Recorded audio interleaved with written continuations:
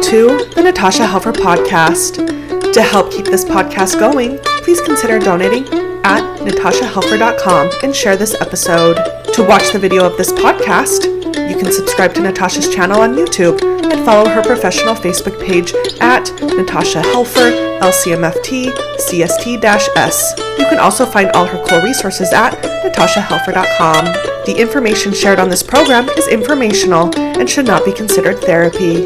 This podcast addresses many topics around mental health and sexuality and may not be suitable for minors. Some topics may elicit a trigger or emotional response, so please care for yourself accordingly. The views, thoughts, and opinions expressed by our guests are their own and do not necessarily reflect the views or feelings of Natasha Helfer or the Natasha Helfer Podcast. We provide a platform for open and diverse discussions, and it is important to recognize that different perspectives may be shared. We encourage our listeners to engage in critical thinking and form their own opinions. The intro and outro music for these episodes is by Otter Creek. Thank you for listening.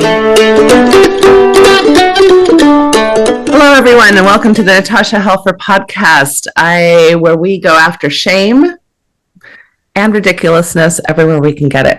So that is definitely what we're going to be talking about today. And I am just thrilled to have Lisa Diamond and Scout with me today. They're going to be talking about a survey that they have put together. I don't even want to really go into it yet because I want it in their words, but I just want the audience to know that we are in the presence of greatness. So I'm going to give the bios. So Scout, PhD, goes by they, them pronouns, and he pronouns, is the executive director of the National LGBTQI plus Cancer Network and the principal investigator of both the CDC-funded LGBTQI plus tobacco-related cancer disparity network and OUT, the National Cancer Survey. They spend much of their time providing technical assistance for tobacco and cancer focusing agencies, expanding their reach and engagement with the LGBTQI plus populations. Scout has a long history in health policy analysis and a particular interest in ensuring research and surveillance activities, including LGBTQI plus people. They have faculty appointments at Dartmouth Cancer Center and Boston University School of Public Health. They are a member of the FDA's Tobacco Products Scientific Advisory Committee on the advisory panel for NIH's All of Us initiative, and a former member of the NIH Council of Councils, as well as former co-chair of the NIH Sexual and Gender Minority Research Office Work Group. Their work has won them recognition from the U.S. House of Representatives, 2 state governments, and many city governments.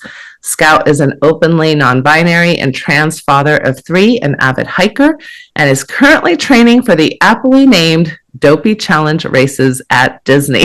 Well, we got to update that because he finished that. Oh, yeah. He finished it. This is an old nailed it. You nailed it. I nailed it. I'm still how many miles out in the hospital. That was my success from those races. I didn't end up. How many miles? 48.6 miles in 4 days. So. Wow. Okay, that is amazing. He's not very sane. No. He's very smart. Not very wise. So anyway, that is a lot of background on Scouts. Just really impressive, and especially, well, prior to maybe my feelings about the current administration, just some really important issues that, and also like roles that the government plays that you have been such an integral part of. So we've got Dr. Lisa Diamond, who is a distinguished professor of psychology and gender studies right here at our own University of Utah and past president of the International Academy for Sex Research. She received her PhD in human development from Cornell University in 1999 and has spent nearly 3 decades studying the development and expression of gender and sexuality across the life course. Her current work focuses on social safety. Oh, we love this work, Lisa. Unconditional social connection, protection, and belonging. Such an important aspect of human wellness. And boy, are we struggling in this department of social safety. Anyway, she's a primary driver of health and well-being among sexually diverse and gender diverse individuals across the lifespan. Dr. Diamond is also well known for her pioneering research on sexual fluidity, which we've had her on the show to talk about that before, which describes describes the capacity for individuals to experience unexpected shifts in sexual identity and expression over time. Her 2008 book, Sexual Fluidity, published by Harvard University Press, has been awarded the Distinguished Book Award from the American Psychological Association Society for the study of LGBTQ issues. Dr. Diamond is also co-editor of the first ever APA Handbook of Sexuality and Psychology, published in 2014, and is a fellow of 2 divisions of the APA. She has published over 150 articles and book chapters and has been invited to present her research at over 200 national and international universities and conferences. Her 2019 TED Talk has been viewed over 700,000 times. Dr. Diamond has received awards for her work from the Developmental Psychology and LGBT Psychology divisions of the APA, the Society for Personality and Social Psychology, the International Association for Relationship Research, the Society for the Scientific Study of Sexuality, and the Society for the Psychological Study of Social Issues. Phew! Okay, her research has been funded by the National... Okay, enough. I was going to say, we sound insufferable already. Yeah. And there's no point talking about the funding because that's all gone. Right. Okay, well, that's part of what we're going to talk about. So, welcome to the show. Thank you. I had the privilege and opportunity to have a great dinner with Lisa a few weeks ago. We talked a lot about what is happening at not only at the University of Utah, but across the country in a lot of these universities and funding, especially since the Trump administration took over just not even a year ago, and the devastating effects that this has had on so many programs, on so many careers, on so many just the progress, right? The scientific progress that we have been making for decades. It's been difficult to have the progress already that's been made, and then to have it just kind of poof, disappear in such a short amount of time has been, I think, nothing but devastating for people's careers and things that we're all very passionate about. So I will be quiet now. I've been talking a lot. One of the things that, Natasha, that you and I talked about is that there's nothing like this has quite happened before. We've been in this sort of like, Scott and I both, started our careers in the 90s, and it's like, it seemed like, the world just gets gradually better and better, and it's slow, but it's progressive, and blah, blah, blah, blah, blah, blah, blah. Yeah, backlashes happen. They happen in every social movement, but rarely is the backlash, it's like the call is coming from inside the house, where like the danger is actually in what is supposed to be the protector. And the thing that is also really weird and almost bizarre about this moment is that at the very moment that this kind of hostility and just almost like an extinction threat to the trans community, that the shutdown of research and the stoppage of federal health surveillance on queer and trans communities means that it's almost like turning the lights off. It's almost like, we're going to do this to you, and you're not going to be able to show it. You're not going to be able to speak about it. It's like we've been thrown into a dark hole, and that is why we were doing this. Because normally, in normal course of events, the field of LGBT health research has become a huge, thriving field, and it was cut off the knees just instantaneously within a couple of weeks as all the grant cancellations come in, at the same time that the government's like, oh, by the way, trans people don't exist. And so it is the combination. We want to de-exist them however we can. Mm-hmm. So it's this combination of a public health crisis that I think people have not fully realized how big it's going to be. This mental and public health crisis at the same time that they've taken away the normal ability for us to even document, historically even, what is happening right now. I have no doubt that for the rest of our lives, we're going to be looking back on 2025 as an inflection point for mental and physical health in this community. For the rest of our lives, we're going to be documenting that this was a moment where things changed in the same way that we think about the HIV crisis. And so we have to collect, we have to track it. I mean, my God, we can't necessarily change what's happening, but we have to turn the lights on. And that's really what we're trying to do. Okay. I would say, I think I just came up with the analogy. I feel like where queer research stands right now is kind of the Weezer song.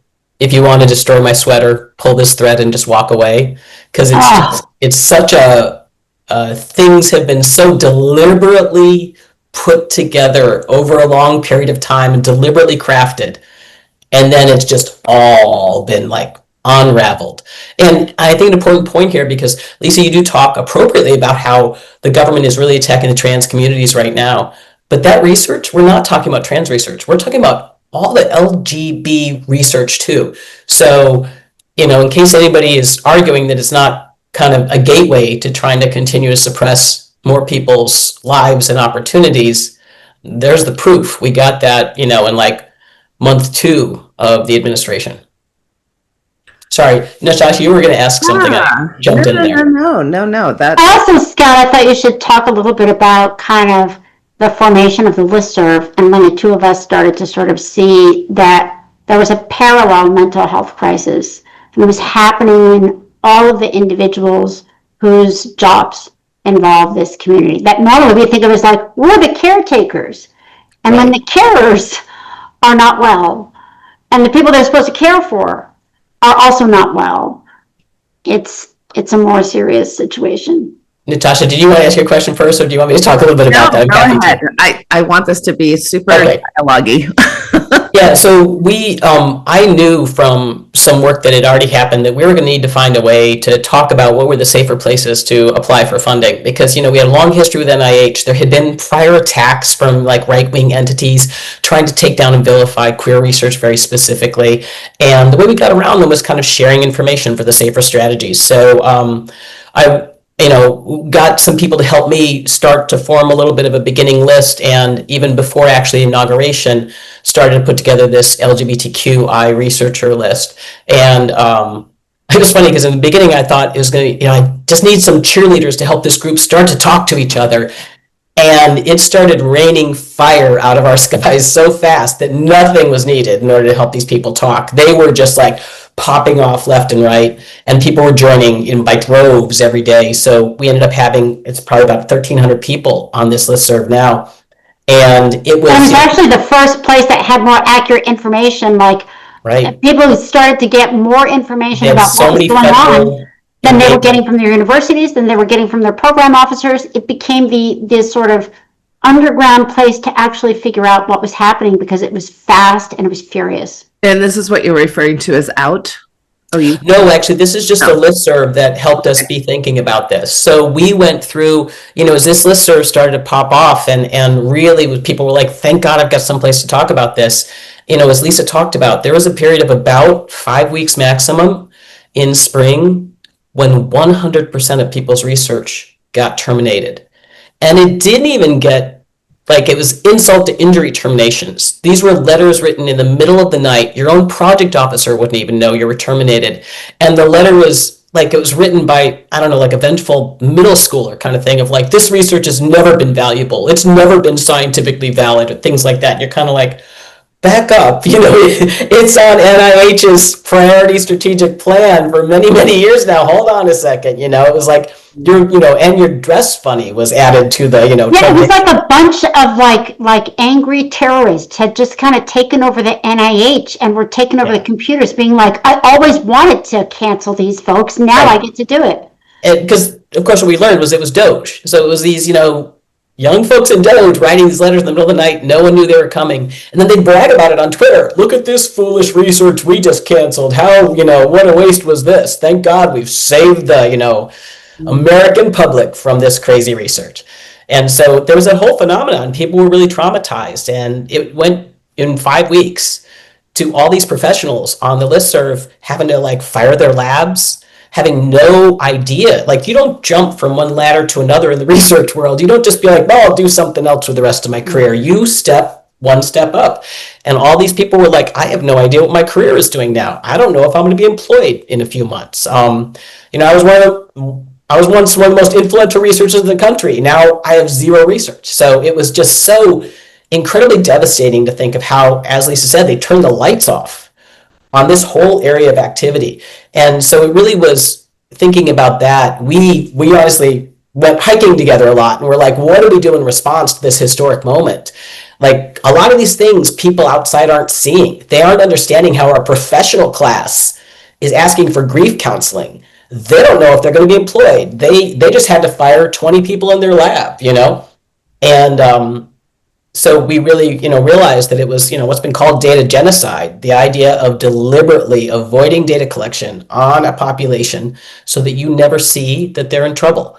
And the fact that it was websites started shutting down. You couldn't even access data that had been available. It was like all of a sudden and they you were changed like reaching it too. And things would just disappear from your hands, and people were trying to archive them. It's insane. We actually won a lawsuit against the federal government for taking down a lot of those data sets, and they had to put a bunch of them back up.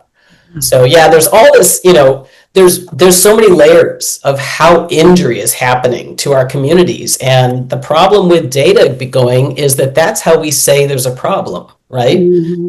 You don't get, a funder to open up their pockets. You don't get, a foundation to give you that grant. You don't get donors to help donate to your suicide fund unless you can talk about what the size of the problem is.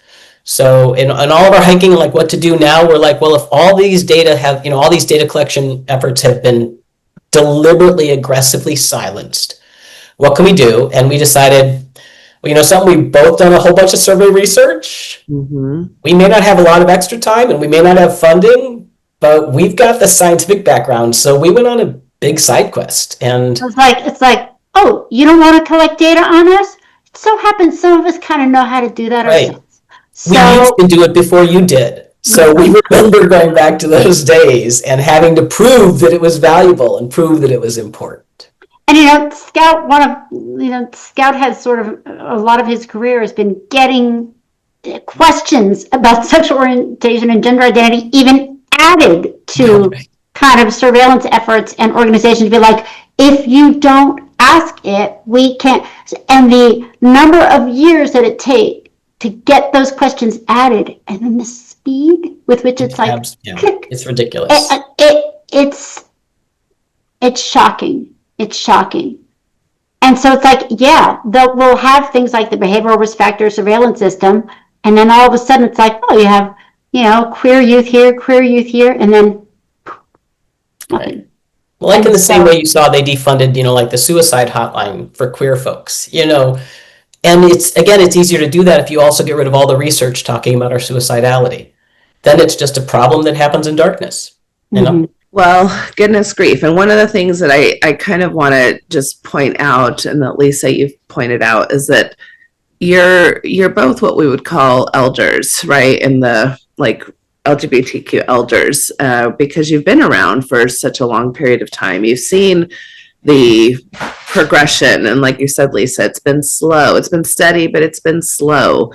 And one of the things that I like to remind, it's like our careers have sort of spanned the entire beginning of the field of LGBT health. It didn't exist. It just wasn't a thing. There were like pockets of it, especially after HIV.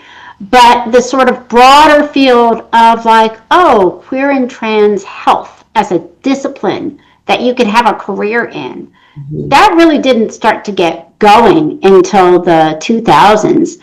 And so it didn't used to be a thing that you could have a career in. I mean, I only got the job at Utah because I developed a heterosexual line of research, and I was like, oh, I mainly do this. I'm like, oh, I do the gay stuff. That's kind of how we all used to function.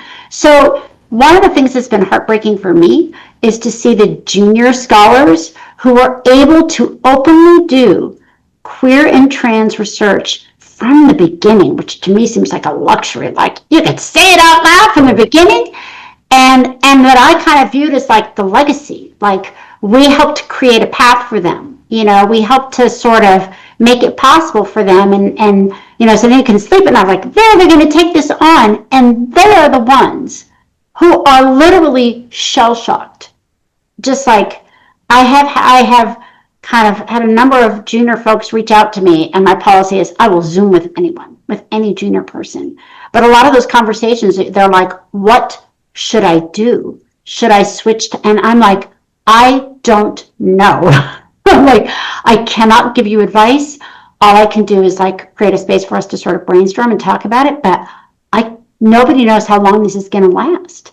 Nobody knows whether it's sort of safe to like do this. I would say another thing I think we're worried about is, as you know, we're talking about, these steps were slow and steady, but the unraveling of it has happened in months.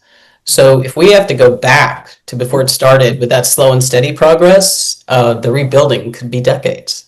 That's We're talking about maybe in 2070, we're back to where we were just last year. I mean, the other thing that's really changed is, there are a lot of community organizations that got some of their funding from NIH. There have been a lot of research community partnerships. So a lot of money was not just going to the basic science, but to programming and to interventions that were being like tested. It was like the model. It's like there's the research and then there's the community practice and it all goes on and there's like a continuous stream. So there were a lot of organizations that were not research organizations. They were community health organizations, but then a huge chunk of their money disappeared overnight.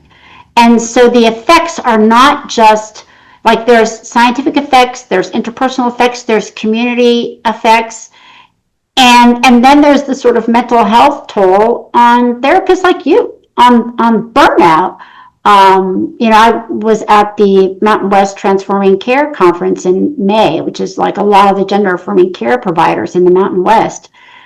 And the burnout and the stress, and therapists for trans families that are like the number of texts, and they're like, I'm giving families my like number because everyone's in crisis. But then the amount of churn and the amount of fear, especially in parents of gender diverse kids who are wondering whether to move, where to move to. And now the thing is like, oh, it used to be move to a blue state. Now it's like, there is no blue state. Like, we're in now like a red country. And so the idea that you could, you move to California, you move to Oregon, that's where you can get your care. Now people are seriously concerned that there will be no place that is safe in the United States to pursue gender affirming care, especially for youth. And they are definitely coming after it for adults. especially with this new impending potential executive order saying that they will take all funding away from hospitals in all states if they do anything related to gender affirming care for youth.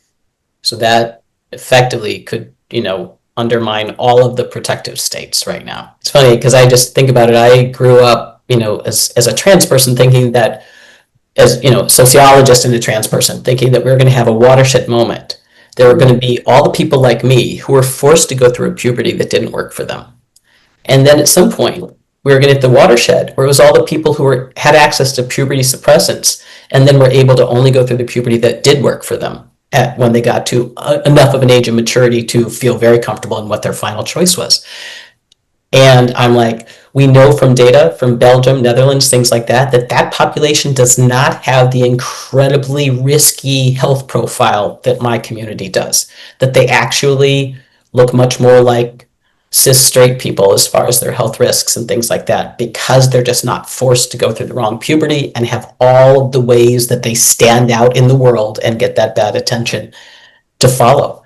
And I'm like, and all the people like me are going to be endlessly jealous. But I skipped predicting that there was going to be a middle point where there was going to be a massive hysteria, decades-long hysteria event around the idea of puberty suppression for trans people. So the other thing I started to notice is, especially in some 19 and 20-year-old, kind of some of my undergraduate trans students, the ones who did have access to care have kind of survivor's guilt, that they feel guilty. I can imagine. That they had something that some of their friends missed out on because of a month different. And so there's all these little mental health bombs, and that's why I'm so worried. It's like, we think about there's all these attacks. I'm like, there are some slow growing toxins that are being set that we don't even know yet, and that's why we're like, we don't know what's happening. We just know we need to start collecting data now, because some of the changes are happening. Some of them haven't even started yet. The folks I've talked to that are staying in abusive marriages because they lost their grant and they don't think that they can have the risk of putting their job in jeopardy. I'm like, well, that's great. Let's see how that kind of turns out. So we don't even know all the things that are going to happen, but things are going to happen. And so our goal was like, okay, the survey needs to be open not just to queer and trans individuals, but anyone who loves one, and anyone whose work intersects with this community at all. Because a part of our goal is to show that the scope of the impact, we were like, oh, it's just such a small community. I'm like, oh, really? Oh, really? You know, if you take into account all the individuals whose emotions are affected, every single one of us has people who love us, and the state of loving someone is hurting when they hurt, right? So we're hoping to say, like, if you really look at the total toll, it is staggering. It is staggering. I mean, just here in Utah, Natasha, when I collected data here in Utah, and I asked, the queer folks in the survey, how many family members do you have in Utah? And of course, it's Utah, so they had a lot. And if you looked at the number of queer and trans folks, the population in our states, around 12% of folks identify as LGBTQ, and it's probably bigger, as we know. And the number of family members they had, it's over half the state. Right? So it's like, isn't even a minority? It's like the toll of this is huge, which means downstream, the mental health toll of folks showing up, in emergency rooms, and the suicidality and the depression and the anxiety and the substance use and the addiction and the maladaptive coping strategies that are going to come out of the woodwork. We're looking not just at just sort of like an ethical toll, but a huge financial burden on the health system. Okay, so what I'm thinking of, and maybe we don't want to go here, but I am so tapped into the arguments against everything that you're saying because I hear it all around me. So some of the things that are coming up for me that maybe people would be listening and saying, well, yeah, so if we didn't have this 40 years ago, why does it matter so much that we have it now? All these people survived before. So why spend all this money and why have all these programs when, it's a fairly new field to begin with? That's one argument that I can already hear coming down the pike. And then maybe we want to spend a little bit of time before we go into the survey itself as to what have we found out? What has the research been? What is the cost to folks, especially on the queer spectrum, who are minorities in our country? And we have quite a bit of data on things about how that affects their physical and mental health. So maybe just a little bit of a setup, because to your point, when you start thinking about not just family, but friends, coworkers, I can't imagine there's one person in this world, whether they realize it or not, or at least here in the United States of America, who isn't connected to a queer person at some level. And sometimes people are not out. People sometimes don't know. This is what I constantly try to talk about within like Christian communities, is that you're talking at, especially pastors and priests and bishops and prophets and all these folks, they're talking at people like somehow the queer folks are not there. And I'm like, they're there. They're just not out to you, right? And you're all assuming that that they're an other over here that we don't ever have to look at or think about or consider when they're in our midst and in our family. So that's a lot of questions. Well, I think you start with a good point. Yes. You start with a good point of like, well, if we didn't have it 40 years ago and, people survived that, why should we have it now? And I think there's a really easy answer to that, which really speaks back to kind of why we're doing this, is that no, not everybody survived, actually. Mm-hmm. And we didn't realize that people weren't surviving until we started to collect data on these communities. Mm-hmm. And then we would find out, for example, the most vulnerable in the queer diaspora being the trans folks, and particularly trans folks of color, particularly trans women of color. But that most vulnerable population alone, my communities have a 41% rate of suicidality.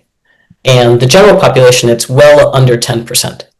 But imagine the idea that every time you get together with just two other people who are like you, one of you at least wanted to kill yourself because you hated the existence in this world, simply because of being in that class, that status. If you can imagine, like every other time you get together with two other white women, is that one of you has definitely tried to, attempt suicide. That's what the numbers are for my population. So unfortunately, the real truth is not only were we not surviving, but suicidality is just a hallmark. It's just what's above the waterline of the constellation of health problems that not only cost the rest of our communities money to try and take care of, but every time you step on someone's neck, they don't contribute as easily or as well or as fully to the full society. They're injured.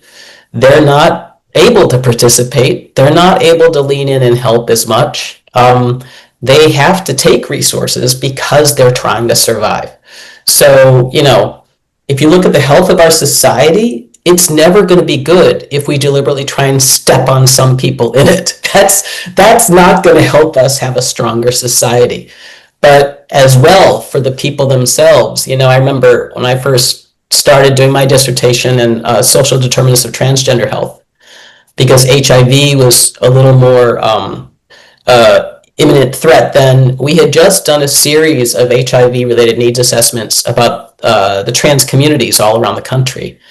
And they easily painted a picture of one of the least stable health populations that we had any record of whatsoever in our full US populace. And, as I went through that research, one of my friends asked me, are we broken first? Are we broken? Does society break us? The answer really was, yes, society breaks us. We're not broken first. It's just really hard to live in a place where it feels like no one wants you to exist. And we know more about those mechanisms than we ever did before. Because in the old days, the explanation was, oh, you come already broken, like your queerness is a part of your dysfunction. And so it was really in the early 2000s, as part of this development of the field of LGBTQ health, was a focus on the mechanisms through which stigma gets under the skin. And they're the same mechanisms through which, racism and other forms of marginalization. We now kind of understand how it happens. And there's sort of two different ways that it happens. There's actual exposure to stressors, and then there's stress preparation, the feeling of unsafety and the feeling of vigilance where you're preparing all the time. So there's both the hit and then the expectation for the second hit. And one of the things I think is different, in answer to that question of, well, what's different now than before? In the past, it's like stigma was just like this ever-present threat in the water. And so there was a lot of that exposure was just like waiting and preparing. Well, now we literally have a government that is actively aggressing. And there was a study that came out recently, using ecological momentary assessments. So kids with their phones are kind of getting pinged to indicate their mental health, and also asked what kind of news they were consuming. And queer and trans kids consuming news about their community directly then increases their suicidal ideation. We are making it worse, not only by it happening, but we have to talk about it. The news has to cover it, but the news itself is now a part of the threat. So we're in a period now like we've never quite had before, where all the same stigma that ever existed is there, but now there's this sort of active hostility and active threat. And another thing that people often ask me is, they're like, well, but in many places, things are so much better. It's like so much better than the 50s in so many ways. Doesn't that kind of compensate for it? But what we now know is the most threatening thing for a human brain is uncertainty and not being able to predict. The human brain is a prediction machine. It's trying to figure out what's around the corner. And so, yes, it is accepting in some places. That has just made the world more unpredictable. That you might be in a classroom where there is a bunch of people who think you're great, or there might not, there might be one person that's out to get you. And the analogy I like to use is it's like someone handing you a glass of ice water and say, oh, here, this is for you. There's just one tiny shard of glass in there, but it probably won't get you. So just like, go ahead, it'll be fine. And if you are living a life where you are constantly, where's the next hit coming? And that is the state that all of us now occupy, and we don't know where it's going to end. I think another thing maybe relevant too is like we've got these data from the Gallup polls showing that more and more people, and this is actually I think one of the promising things right now, more and more people, particularly the younger generations, are identifying as somewhere along the queer spectrum, to the point where it's 23.1% of the youngest group of adults, not even youth, adults. So now imagine if this is a little under a quarter of the general population, and we're in a hostile environment where people are trying to step on our neck. It's like, do you want to live in the neighborhood where there's a bunch of houses around you where they're really run down and no one can paint them and no one takes care of them because the people are just trying to get food on the table? Or do you want to live in the house where you're in the neighborhood where you have houses around you where people are more stable? It's like, again, we're potentially a little less than a quarter of the full society, and there's just systemic attacks against us. It doesn't just pull us down, it pulls everybody down. And the attacks don't even have to be kind of concrete to have an effect. It used to be thought that you had to sort of experience discrimination or experience harassment for it to affect your mental and physical health, and now we know that that's not true, because the immune system is actually designed to look for and detect social threats. And because of the way that we evolved, because humans were a group living species where you had to be in the group to survive, our immune system evolved so that the moment you perceive social threat, hostility, rejection, abandonment, the immune system ramps up and starts pumping out inflammatory cytokines to protect your body for impending injury. And when those cytokines last in your body over long stretches of time, they are toxic. It's called systemic inflammation, and it's a pathway to pretty much every major health condition. So we are literally dysregulating our immune systems, and it's one of the reasons that the health conditions that are more prevalent in queer and trans group are immunological related conditions: asthma, arthritis, cardiovascular disease, functional disability, long COVID. We're literally eating away our own body's natural defense mechanisms by being in a state of chronic fear and threat. And so when that's happening to children, and the other thing is when you have a chronically inflamed immune system, you develop what's called a pro-inflammatory phenotype, which means your immune system suffers greater hits to subsequent threats. So you have an escalating cycle. And we know that actually systemic inflammation is also predictive of suicidality. And they've done autopsies where the brains of completed suicides have more inflammation than the brains of attempted suicides. So suicidality is not just an idea in your head. It is a response it is like your body's response to a war that you feel that your society is waging against you. And that is exactly what we're happening. Now we painted a cheery picture. Yeah, no, and some of that stuff doesn't show up right away. Most immune-related conditions show up after 50, and a lot of the physical mental health disparities can be found really young. But I did a study, with some of my students, and we found that most of the physical health disparities really show up after age 50. So you can it's like having a slow-growing threat, and then, as all of us who are over 50 know, a lot of the wheels come off after age 50. So, more wheels than I thought I had sometimes come off. So some of this stuff won't show up right away, but it's like under the waterline, under the waterline, under the waterline, under the waterline, and then it's going to pop up. Well, and I really appreciate you going through all of that, because I think this is what's so important for people to understand, because having come from, a Mormon background myself and very aware of evangelical and Christian and all kinds of mindsets. And Scout has a background in that kind of stuff too. He knows all about religious trauma. I don't know if you call conversion to be a background in it, but okay. Yeah, so it's just I guess where I see, like, when I listen to you, Lisa, say all of that, my natural instinct is I just feel rage. I feel rage. Whenever Natasha talks to me, I create rage in her. Right. I feel rage because I feel like life is hard enough, right? Like life is hard. We've got hurricanes, we've got tornadoes, we've got to figure out how to eat and make enough food for everybody. life is difficult. We go through heartbreak and just relationships, etc. Oh, but now we're going to add an entirely like kind of artificial difficulty that is not necessary. It's unnecessary tragedy to certain segments of the population due to bias and discrimination. Now, I get it. This is a human problem. We've had discrimination. We've othered throughout the history of humanity, but you'd think that we could get a little bit better at it, right? Well, there's also other things that are historically unique about this moment. The universal, evolved human adaptation to threat is to gather, is to connect. And we never recovered from the pandemic. So this is happening at a time when our natural, evolved protective mechanism, and queers have known this forever, community, right? Community.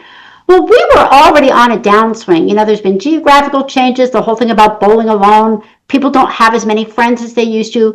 Social media came and kind of tanked things. So we started to see a big increase in anxiety and depression in youth starting after 2010. And then the pandemic comes along and kind of attacks everybody's social networks. They did not recover. And there was a Surgeon General's report in 2023 on the epidemic of loneliness, and nothing ever happened. Yeah. Because then 2024 came, there were all these recommendations like we need to treat social isolation as a public health crisis because we're a social species, and when we're disconnected, we suffer. So this is happening at a time that we were already low on the natural coping mechanism of connection and community and belonging. And so it's like even more of a double hit, and it's one of the reasons why in our survey we ask, we use some of the really well validated measures of social connection and social safety because we know. It's like Scout was like, we already can predict, like we already know who's going to suffer the most and who may be able to weather this. The only thing that we can really do in the face of this is to go back to what humans have always done, which is to connect, to convene, to gather physically, not online. Online is good in a pinch, but we need to do what humans have always done, and luckily it's free, to gather and to actually connect with one another. And we need to go back to sort of what we did during the AIDS crisis when people visited one another in hospitals and they showed up at funerals, and it was like hand-to-hand protection. And especially for the kids, that's what we need. We need to put our bodies, between us and the danger. Yeah, so going back to, that even brings me more rage because, so thank you.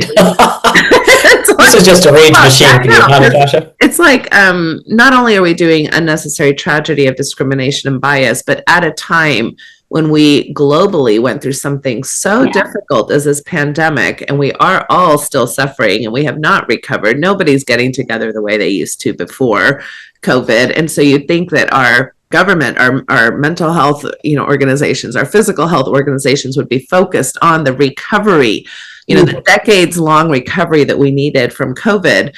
Oh no, now we're going to add more fuel to the fire and add more, divisiveness and add more misinformation and, to purposefully stoke certain agendas, of especially, I would say, white Christian nationalism, which is incredibly difficult for me to understand that this is where we're at in 2025.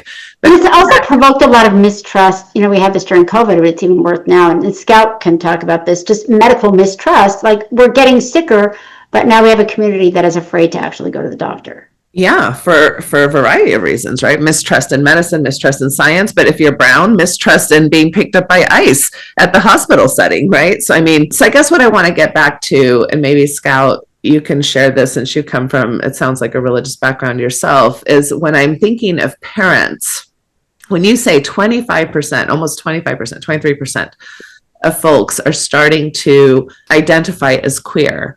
I remember a conversation I had with a Mormon father 30 years ago telling me, don't you think this is bad that we're normalizing queerness because then more people will think that they're queer, right? It's kind of like this idea that if we put it out there in the world, then people will automatically identify just because it's out there, not understanding how deep this goes underground when we hide, which is part of the social safety thing, is that when we recognize, ooh, there's something about me that isn't quite acceptable, most people, due to all these survival things that you just mentioned, will not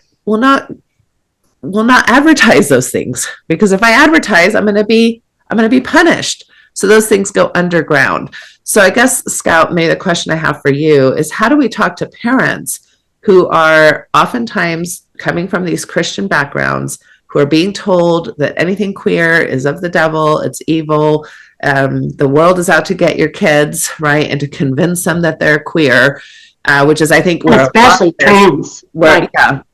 Especially trans kids. And I think that there is a panic, and panic is usually driven by misinformation and by ignorance. So I don't know. What do you have to say about all that?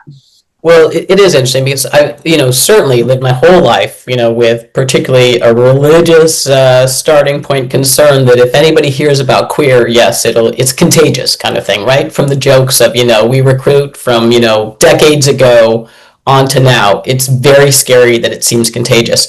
And then you have things like pseudo-scientific hypotheses put on, like rapid onset gender dysphoria. Like if a kid hears about, trans people, they suddenly will become trans as if it's in the air or something like that. And I think there's a couple things about that. I mean, first of all, we did have another social phenomena where there was a rapid increase in the number of people who identified with that phenomena that is very analogous to what we see now with queers. And it kind of shows, in some ways, it defangs a little bit of this concern, because that's with left-handedness. With left-handedness, we had a massive increase in the population that was identifying as left-handed immediately following those years when we let people be left-handed, didn't let people be left-handed, and then changed to let them be left-handed, right? So I'm just here to say and testify that I have also heard about left-handedness, and it doesn't mean I've suddenly become a left-handed person, right?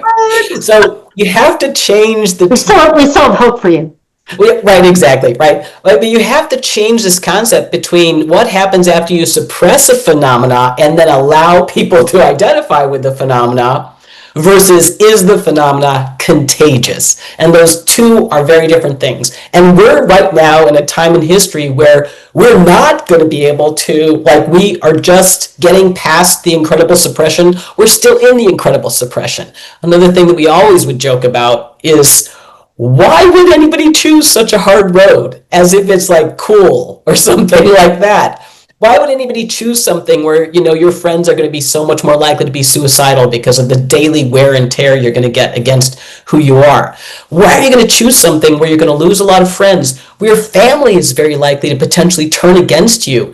I mean, in the queer communities, we can't just ask people, what are you doing for Thanksgiving? Because we kind of have to say, like, do you talk to your relatives? Because it's such a presumption that for many of us, we're not able to. They don't accept us. We don't have a home to go to the way a lot of other people do.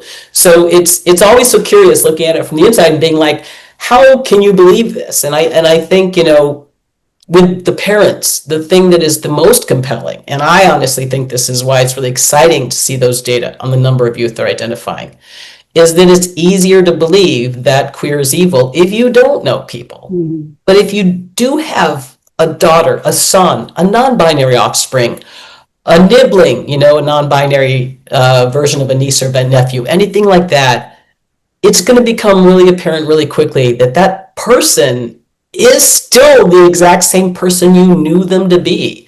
There's still, there's going to be some that are having problems more because of the discrimination.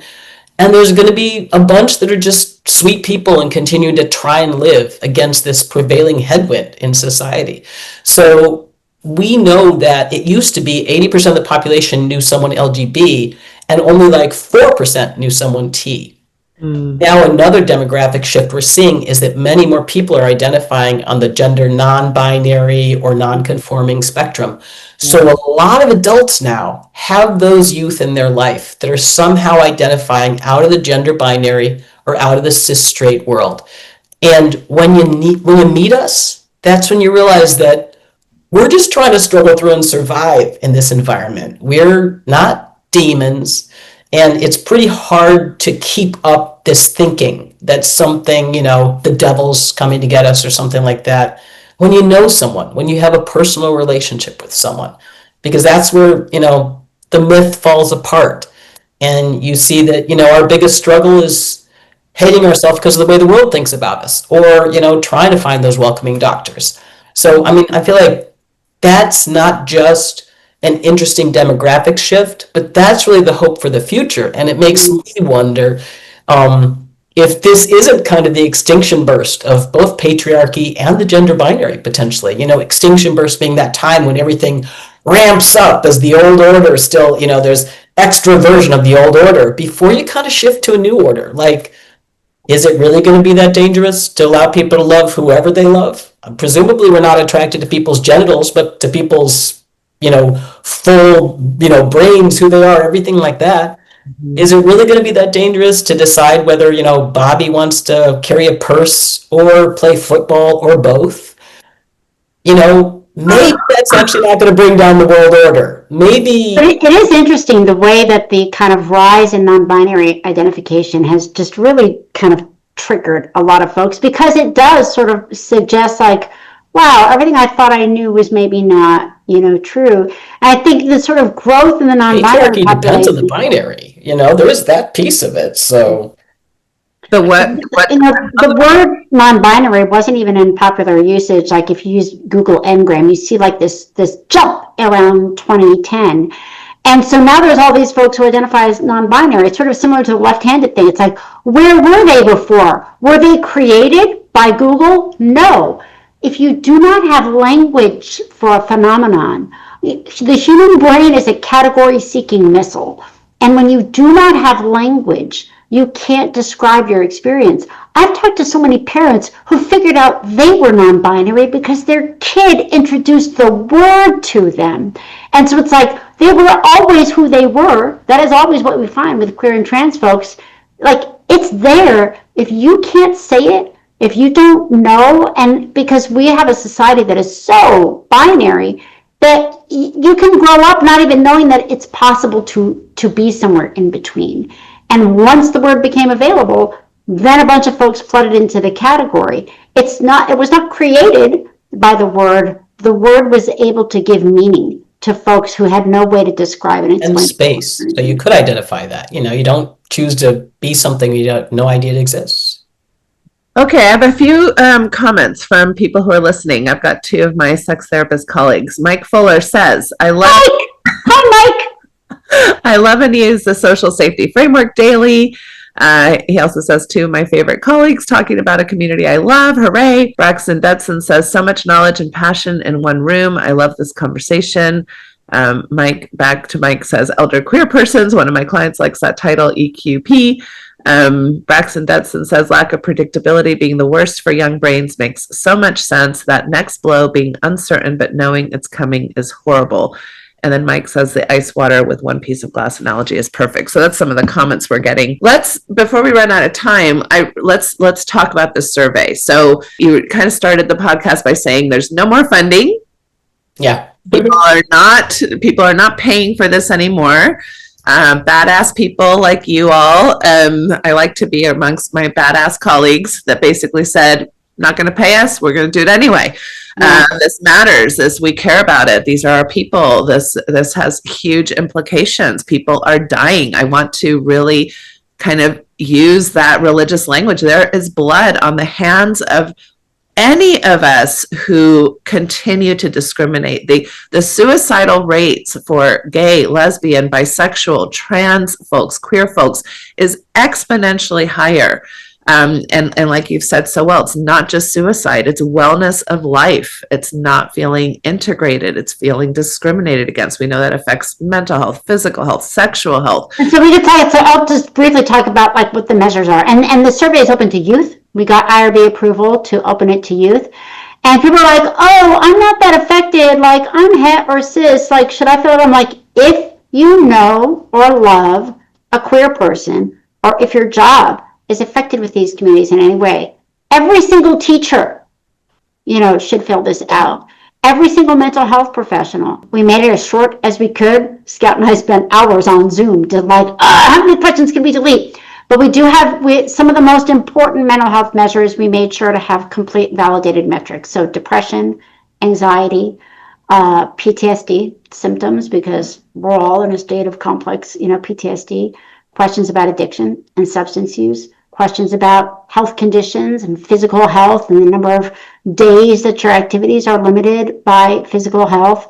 And for all of these, items, we ask folks kind of where they're at now, and we ask whether it's changed since Inauguration Day, because we know some things have already started to change. But our goal, sort of get a snapshot now, and to come back to folks in the future to see if we can track. And we also ask about just things in their life that have changed since Inauguration Day. Things like being worried about your loved ones being picked up by ICE, changing residences, having your housing become less stable, having your food become less stable, conflict in families over these issues. Unfortunately, one of the well-documented findings in relationship research is that stress is bad for your marriage, it's bad for your family. When people are stressed, they're not empathic, they're not well, so we know that there's going to be more kind of family conflict and more family strife. So we've tried to include lists of all the things we think are actively changing, and we really tried to focus our attention on what do we think is changing right now. And then we have places for people to add kind of open-ended things on, because we can't even predict all the stuff, that's going to happen. So it's about a 25-minute survey. It is open to everyone who's affected by these changes. And we'll also be doing some qualitative interviews with folks, because we know that it's actually, the nuanced stories of individual people in individual states that are going through things. And also people thinking about moving overseas, people moving from state to state. We know a lot of trans folks who are already trying to get jobs in other countries. And every time that happens, that's a whole other source of family disruption, to sort of uproot yourself because you do not think that you or your family will be safe. I also think maybe, Lisa did a great job of talking about what's inside the survey. But one of the things I'm most excited about is the way we've structured it, because what it actually is investing back in the community-based organizations trying to help these specific community members. So in other words, we've got over 50 community-based organizational partners right now. And we're basically, we'll do all the science, you add the people, but we're committed to getting the data that's local to those community-based partners back to them super rapidly. Federal surveillance can take a year to get the data from, that last survey. We're literally going to get it out in a month, write it early, use volunteer scientists who are sadly less employed now to try and help turn these data sheets around and get them back out to the community organizations so that they can tell the stories of what's happening.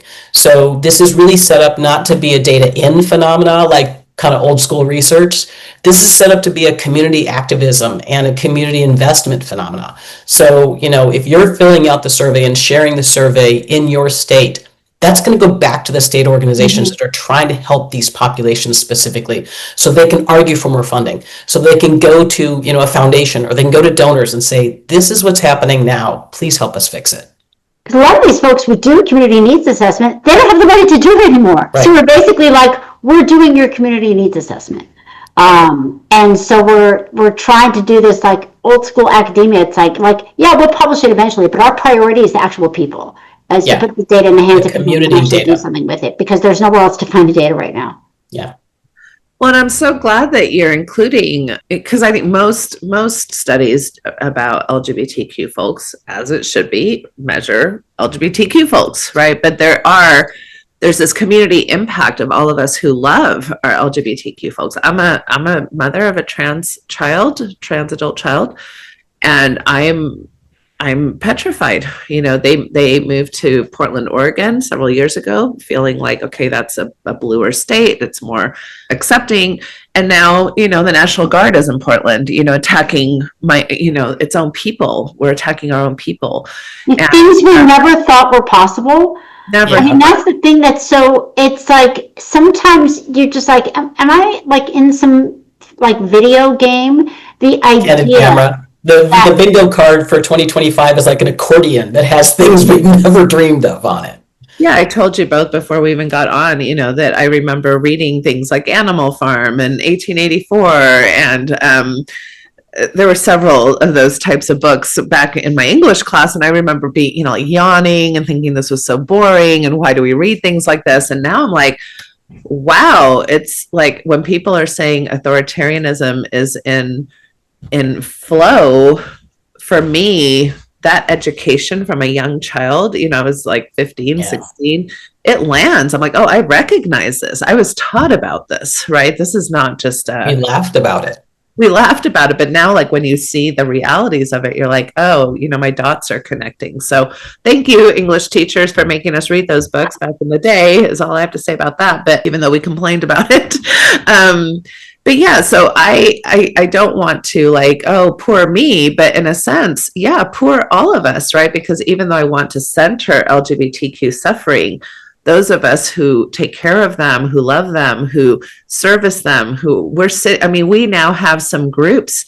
We're trying to have a group at our own practice for mental health practitioners, just for us to gather and support each other, because the vicarious trauma, right? The secondary trauma of whether you're a parent, whether you're a teacher, and you can't support your students anymore, where you can't, at threat of your own loss of job, when you're a mental health provider, and you're sitting with the desperation. I mean, this is where I'm pretty good at helping people through desperate moments, right? Like, I know how to validate. I know how to, offer resources. I know how to offer reframes. I know how to do mindfulness techniques. But when the whole world is falling down on you, I mean, grounding, breathing exercises seem a little not ridiculous.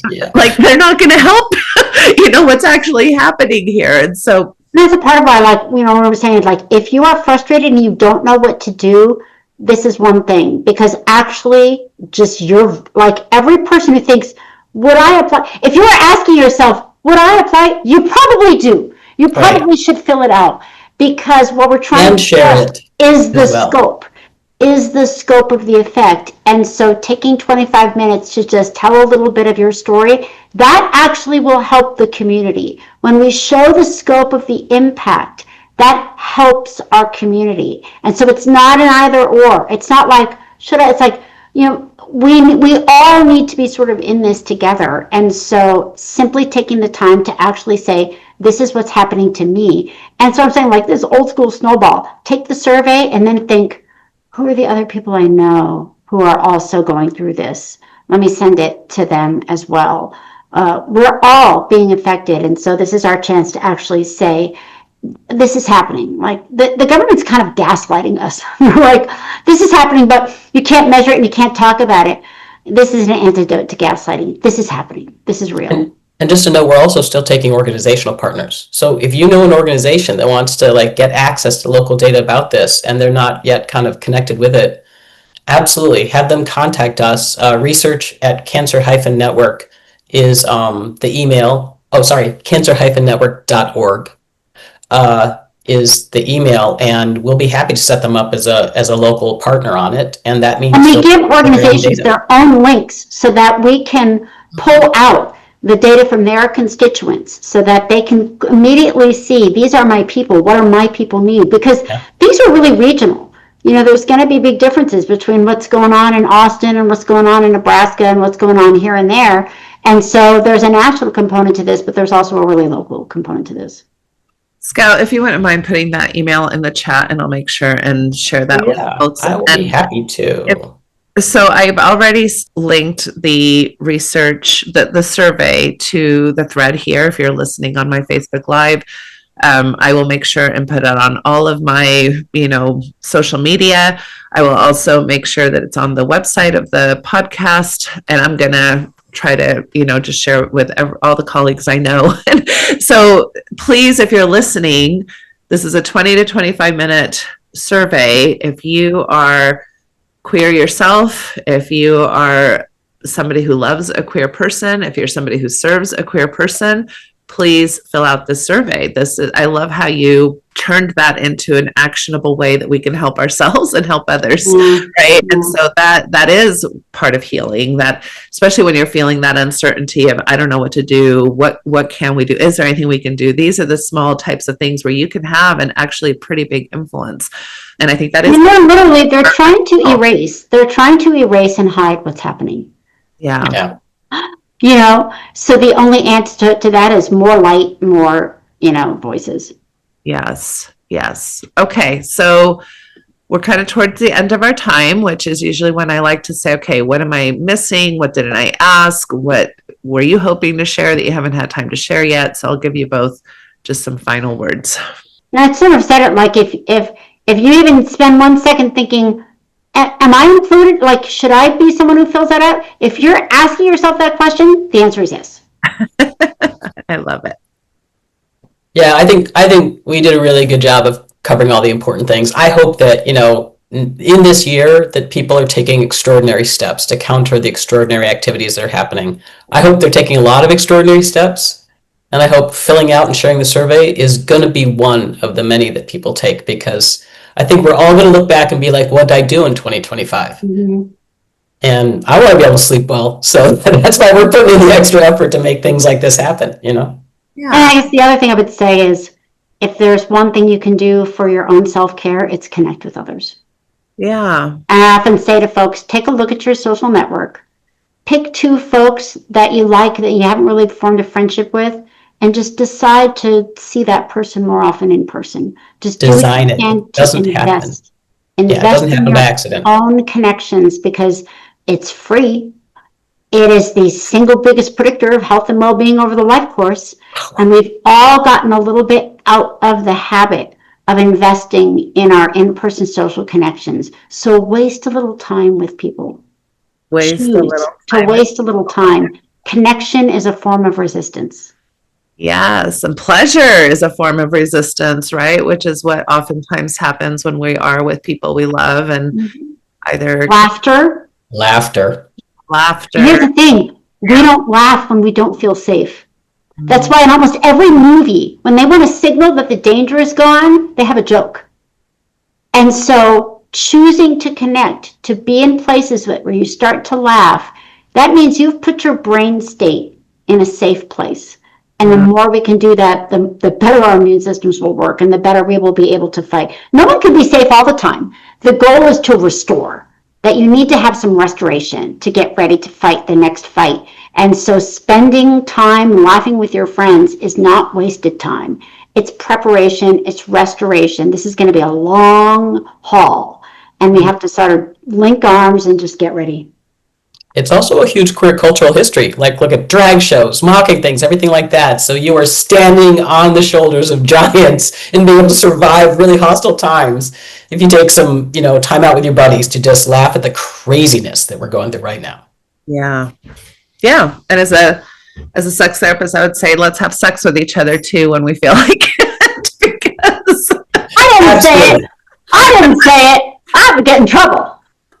I teach. Because that's another thing that gets bypassed when you're in unsafe zones. We don't feel like being sexual, right? And so then it impacts our ability to enjoy pleasure at the core sense of our bodies. So I can't thank you both enough, not just for just coming on my show, but for this incredible work that you're both doing. I have so much respect for both of you. It's like I can feel my emotional thing kind of downloading. And so it's very emotional. It's very moving and profound to be amongst people who want to make a difference, who understand the level of profoundness that this is, the impact of this, of social location, of social safety, of social community.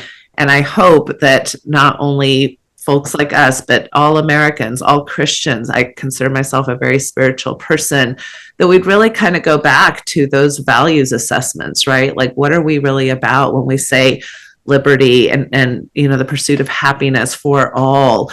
And even when you started this whole interview and said, we got these messages from the government telling us, acting like middle schoolers, we have a sense of decorum again, of cordiality, of professionalism. And I don't mean professionalism in that we can't ever swear, but just in the ability to have respect for. It's like do unto others as you would have them do unto you. Basic. I feel being like proud of ourselves, basic. Being proud of our behavior in this particular time. Exactly. Like the basic values of Christianity and my American heritage. That's where I think I'm most shocked. I thought we were all foundationally on the same page as far as even just basic treatment. But, I know history teaches us something different. And a lot of this is a bit of a wake up call to sometimes when we've idealized systems that are not ideal. So anyway, thank you so much for all the work that you're both doing. And I will do my best to spread the word about this survey. And I hope everybody who's listening will also do their best at spreading the word as well. Thanks so much, Thank Natasha. you so much, Natasha. Take care. And afterward, I want to invite you back when we do have results. Right. Exactly. It's not about data in, it's about data out. Yeah. So right now we're going to try to collect the data. We'll have another conversation when we have something to say about what the two of you are finding out. It's a deal. All right, Thank you sure. so Thank much. you. Bye. Take care of yourselves. Bye-bye. Thank you for listening to the Natasha Helfer Podcast. To help keep this podcast going, please consider donating at natashahelfer.com and share this episode. To watch the video of this podcast, you can subscribe to Natasha's channel on YouTube and follow her professional Facebook page at Natasha Helfer, LCMFT, CST-S. You can also find all her cool resources at natashahelfer.com. The information shared on this program is informational and should not be considered therapy.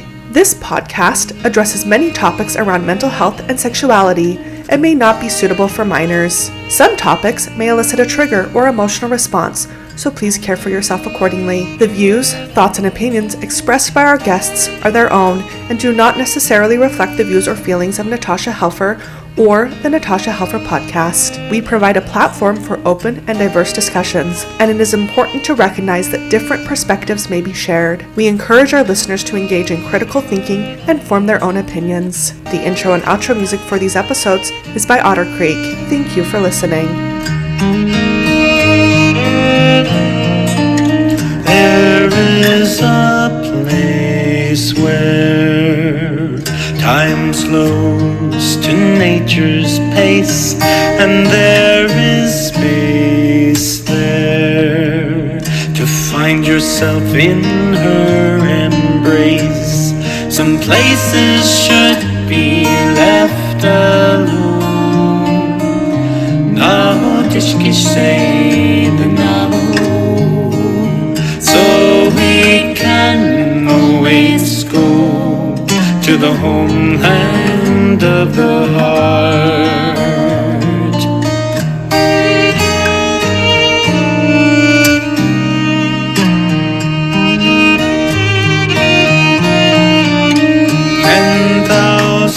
Years of our human history etched on her canyon walls, alongside Earth's mysteries. Some places should be left alone. Now tishki shade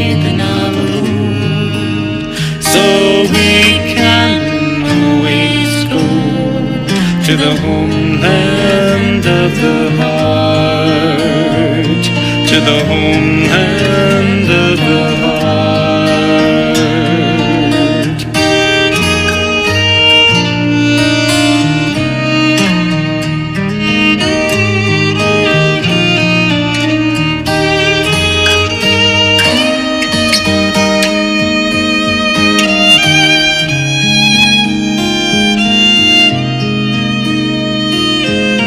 Deep in our cities, we sleep without her stars, yet still her presence sustains us from afar. Some places should be left alone. Now tishki shade so we can to the homeland of the heart, to the homeland of the heart, to the homeland